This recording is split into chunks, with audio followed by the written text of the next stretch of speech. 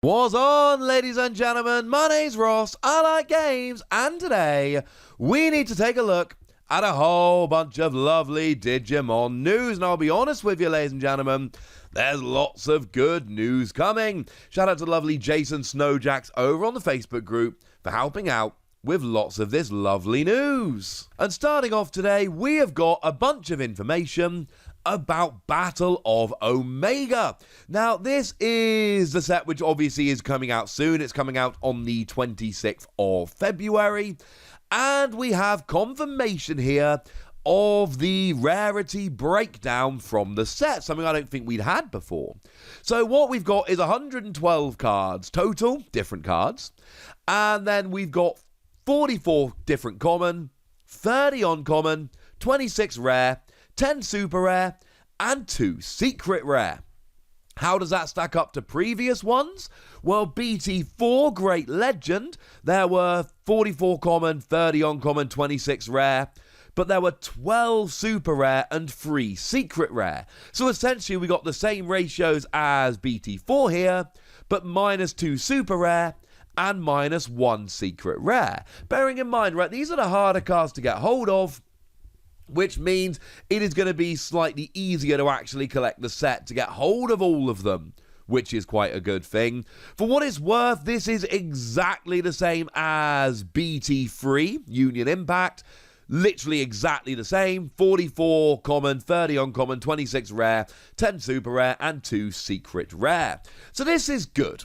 Essentially what they've done is they've cut 2 super rare and 1 secret rare. Now, as someone who loves making videos about the set and cards and all of that, this makes me a little bit sad, because I look at this as, well, hang on a second, that means there's 3 what would probably be good, exciting cards that I now don't get to cover because they don't exist. There are 3 fewer awesome cards for me to have a look at and make videos about. But then on the other hand, if you're trying to buy the cards, collect the sets, make decks, etc., this is actually a pretty good thing, because it means, you know, and it's not just that there are 3 fewer cards, right? It's, well, 1/3 less secret rares, 2 rather than 3. It is 1/6 less super rares, 10 rather than 12. And it's just going to make the set much easier to collect for ordinary, everyday, run-of-the-mill people who don't want to spend a metric ton on cards. I know that some people, like I say, I am one of them. I like looking at new cards, quite frankly. I want to see as many new cards as possible, but I think this will help in terms of just making the set a little bit easier to get hold of. Now, the other piece of news we have here, and unfortunately this is, shall we say, incomplete, but we have had a poster and it looks deliberately blurred, so we are not getting the effect no matter how good your eyesight is, no matter how well you can read Japanese, you ain't getting the effect of it. But we have seen the alternate art versions of Omnimon's Wart, a card we have obviously already looked at. There's a link to that one in the description, and Omnimon. So essentially here, we know that they are both getting alternate arts. I mean, we could have basically guessed it anyway, but that's not the point. And we know that they go together and make a lovely picture, which of course we have seen from cards in the past. But you can put those 2 alternate arts together and it literally makes a picture of the 2 of them fighting. The artwork is absolutely beautiful. It also gives us a little bit of a hint as to what Omnimon is going to do, though it doesn't tell us enough, unfortunately. We know that it's going to be a 15 cost to play normally, which is totally standard for a level 7. We know that it's going to have 14,000 power, which, as you can see from the combined picture, is lower than Omnimon's Wart. It is also lower than the regular Omnimon we've already had, so slightly lower on power. But we know that it's going to be a 4 cost to Digivolve, and that it is going to Digivolve from either blue or red, but given that the old Omnimon did, the one from BT1 did, I think, again, that's something we probably could have predicted. The evolution cost of 4, though, that is not something we could have predicted. Up till now, they've all had an evolution cost of 6, with the lone exception of Ragnar Lordmon.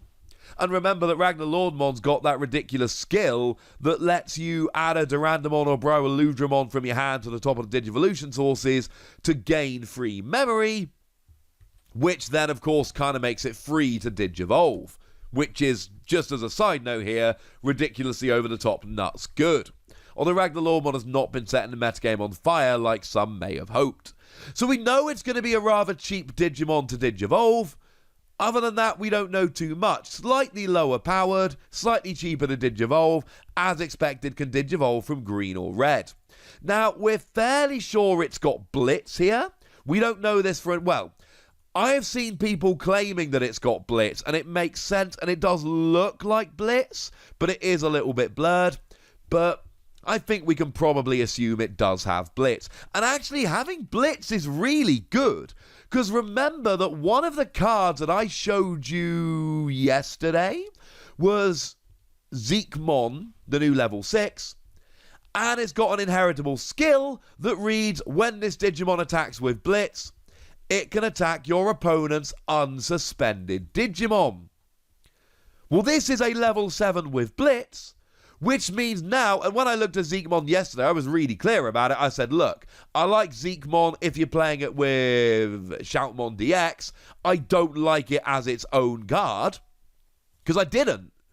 But I also told you that if we got a level 7 with Blitz, my opinion would change.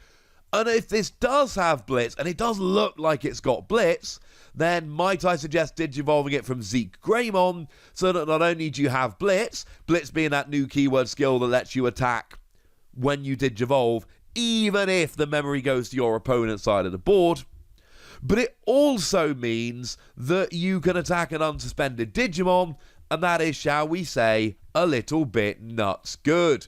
We don't know enough to really start giving detailed opinions about this card, but I can tell you that the fact that it's got Blitz and the fact that it's got an evolution cost of 4 makes me very, very intrigued.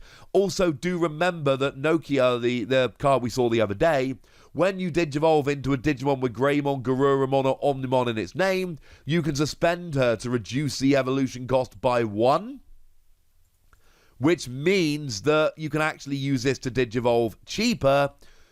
Definitely want to keep a very, very close eye on. Definitely one I'm keeping an eye on any road. Now, we do actually have a proper new card to talk about today. One that we have got an actual proper look at and everything. I know. Who'd have thunk it? And stop me if you've heard this one before, but our translation comes from the lovely folks over at Ensan Gaming, quickly becoming one of my favourite pages over on the old Facebook. Now, what we've got here is a 1-cost black option card, lovingly called Heated and Fierce Metal Storm. And if you're playing a black deck, you might want to play this one. Now, like I said, it's a 1-cost, which is stupid cheap. But when you play it until the end of your opponent's next turn, all of your Digimon that have Reboot gain 1,000 power and blocker.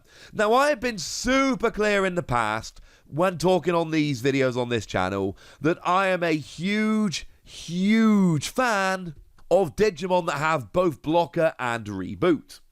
Because a combination of blocker and reboot, remember, lets you become unsuspended on your opponent's unsuspend phase, basically means that you can attack on your turn, become active on your opponent's turn, and then block, and then become active on your turn and attack. It's what we see from the War Greymon from Booster 1.0, and it's a great combo. But now any one of your Digimon that has reboot can have this combo as well, and that is beautiful, bearing in mind that Toyagamon is a level 3 that gives reboot as an inheritable skill, so any Digimon that has digivolved from this Toyagamon will get the benefit of this reboot skill, and therefore can be used with this card to gain an extra 1,000 power and blocker. So we could be looking at these, big bad black Digimon, ones that, I don't know, let's go Machine Dramon just as an example, or even Hyandramon actually, but let's go Machine Dramon first. So Machine Dramon here we can take a look at, and it's already got blocker, and it's already got reboot, but you give it an extra 1,000 power. And this is huge, because your average level 6 has 11,000 power. So by giving Machine Dramon that extra 1,000 power, you're now breaking the tie, so to speak, with other level 6s. Having said that, a 1-cost option card to give you an extra 1,000 power, we've seen better. You've already got blocker. You need to have reboot for this to work. This isn't a great one to go for. But Hyandramon, yes. You see, Hyandramon is one of those, it's your standard vanilla level 6. We saw them in the starter decks for the first 3 colours and added the rest as we went along. 10 cost to play normally, super cheap. 2 cost to Digivolve, super cheap. 12,000 power, higher than average. But if you Digivolve it up from a Toyagamon and then play this card, you turn into a 13,000 Digimon with reboot and blocker, which basically makes it a cheaper and more powerful War Greymon. 1 less to Digivolve and an extra 2,000 power. And War Greymon's pretty gosh darn good. That's where I see this card coming in. You've got to have reboot. If you don't have reboot, it becomes kind of awkward. And like I say, Toyagamon's still by far my favourite here. But then you've got all kinds of other ways to take advantage of this, because you get the extra power, you get the extra blocker, etc. And to be clear, the ones I've mentioned here aren't the only ones. There are going to be plenty of others that we see in the future. But just yesterday, I showed you the Black Metal Garurumon from this set, which naturally has reboot. Also, when you Digivolve, you can Digiburst 2, discard 2 Digivolution sources, to delete one of your opponent's Digimon with a play cost of 6 or less, and if you can't do that, trash the top card of their stack.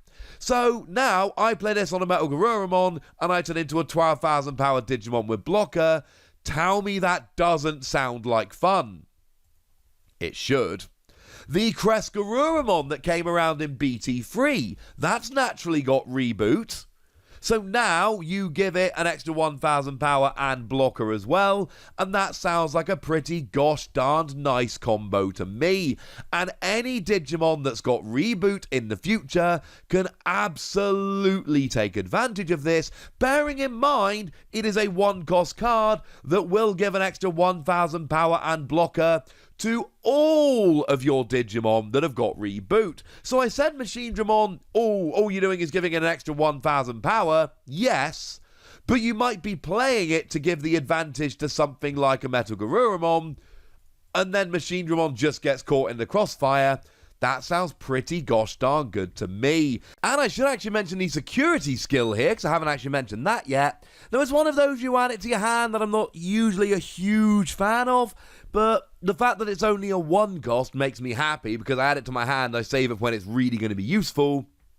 But you don't just add it to your hand. All of your opponent's Digimon cannot attack the player or security until end of turn. Now this isn't always going to work. If this comes out during your opponent's final attack, gutted, it's not going to do anything. But if your opponent has got 4 or 5 attacks lined up and this comes out during the first attack and then it stops them attacking for the rest of the turn, that's a game-swinging thing.